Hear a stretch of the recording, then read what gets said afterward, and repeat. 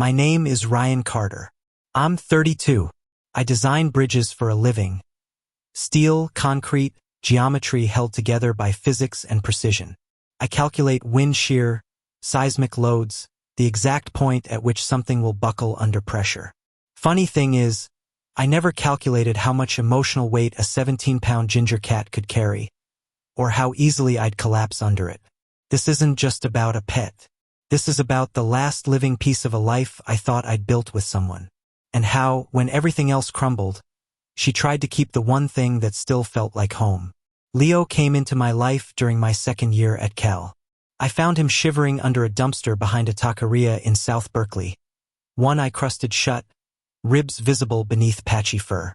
I named him Leo after Leonardo da Vinci, not because he was artistic, but because he seemed like a miracle of engineering, fragile yet stubbornly alive. He slept on my textbooks, knocked over my coffee, and purred like a diesel engine when I cried after my dad died.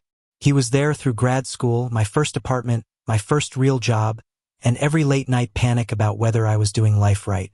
Then came Elena. We met at a friend's rooftop party in Temescal. She was wearing overalls and talking passionately about urban soil toxicity. I was nursing a IPA and trying not to spill it on my only nice shirt. She laughed at my dumb joke about rebar. I fell for her in the space between that laugh and the way she absent-mindedly scratched behind Leo's ears when she came over the next week. For 5 years we were good. Not perfect, but real. We fought about dishes and whose turn it was to buy toilet paper. We took weekend trips to Point Reyes. We adopted a shared language of inside jokes and silent understandings. And through it all, Leo was our silent third napping between us on the couch, headbutting Elena's hand when she worked too late, curling into the crook of my arm when thunderstorms rolled in off the bay. When we broke up, it wasn't explosive. It was slow erosion.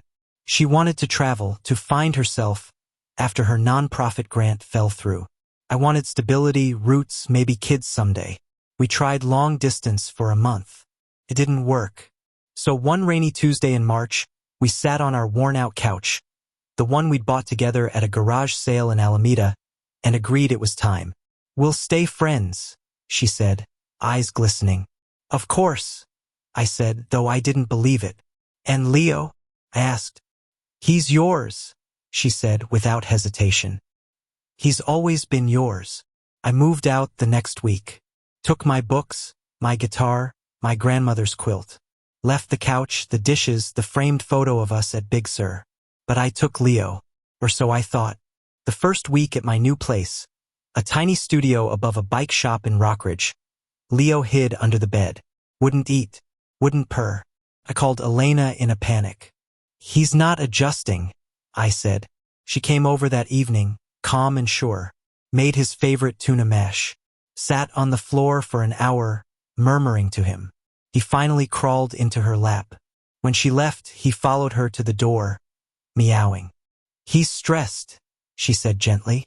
"Maybe let him stay with me for a few days? Just until he settles." I agreed, stupidly, naively, because I trusted her, because she'd always loved him too. But the few days turned into a week. Then 2. She'd send photos, Leo sunbathing on the porch, Leo batting at a new toy, Leo curled on her pillow. I'd ask to visit. "He's sleeping," she'd say. Or, "I've got a deadline." Or once, "He seems happier here." I started noticing things. The way she referred to him as my cat in texts. How she stopped tagging me in photos. How, when I dropped off his favorite brush, she didn't invite me in, just took it at the door like I was a delivery guy. Then silence. No calls. No updates. When I asked how he was, she'd reply with a single word, "Fine." I drove by her house one evening, saw him through the bay window, perched on the sill, staring out like he was waiting. My heart hammered. I knocked. No answer. Tried again the next day. Same thing. Last Tuesday I called. No games. "Elena, I'm coming to get Leo tomorrow." She laughed. A cold, brittle sound I didn't recognize. "You really think it's that simple? He's bonded with me now, Ryan.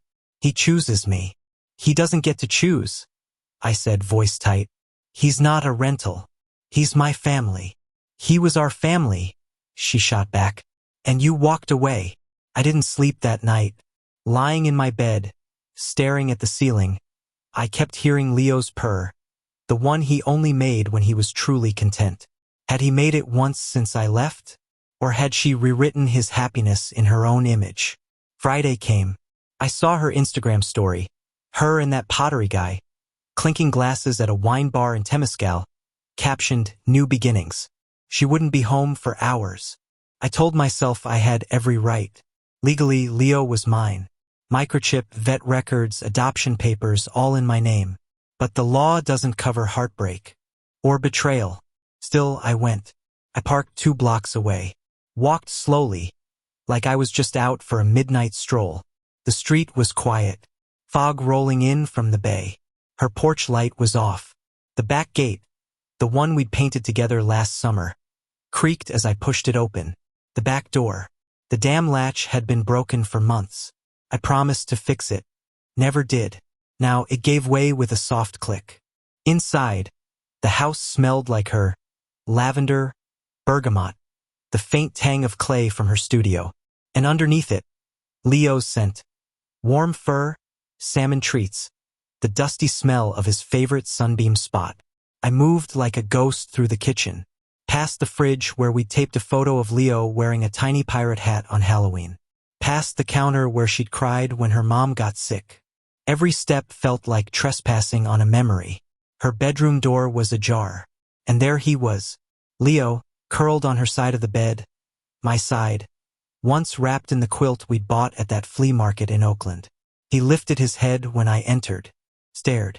Then, as if recognizing me through some feline sixth sense, he leapt down and trotted over, weaving between my legs, purring so loud it vibrated in my bones. I crouched, tears burning. "Hey, buddy," I whispered. "You remember me?" He head-butted my knee, rubbed his cheek along my jeans, marking me, reclaiming me. I unzipped the carrier I'd brought. He stepped right in, like he'd been waiting for this moment for months. As I turned to leave, I saw it. On her nightstand, a new frame, not the one we'd shared. This one was sleek, modern. In it, Leo sat on Elena's lap, wearing a ridiculous knit sweater, looking mildly annoyed. Beneath it, in her looping handwriting, "My sweet boy, always mine." Something in me shattered. I pulled a sticky note from my jacket. Yes, I'd brought it, hoping I wouldn't need it, and wrote 3 words that felt like both a verdict and a plea. "You don't deserve him." I stuck it over the photo, not to hurt her, but to say what I couldn't say out loud. That love isn't ownership. That caring for something doesn't mean you get to keep it when it belongs to someone else's soul. I left the way I came, locked the back door, carried Leo to my car like he was made of glass. Now he's asleep on my chest, one paw draped over my collarbone, breathing deep and steady. He hasn't left my side since. But Elena called at dawn, sobbing, accusing me of theft, of violation, of cruelty. "After everything I did for him," she cried. "I fed him, brushed him, stayed up with him when he was sick, and I paid for every vet bill," I said quietly. "I held him when he had seizures. I chose him when no one else would." She hung up. Now she's threatening to file a police report for trespassing. My lawyer friend says it's shaky, no forced entry, no damage, but it's still a risk. My boss knows. My parents are worried. My best friend says I'm an idiot. My therapist says I acted from trauma. Maybe they're right. But as I sit here, feeling Leo's warmth against my skin, listening to the rumble of his purr like it's the only true thing left in the world, I don't regret getting him back. I only regret that it had to come to this.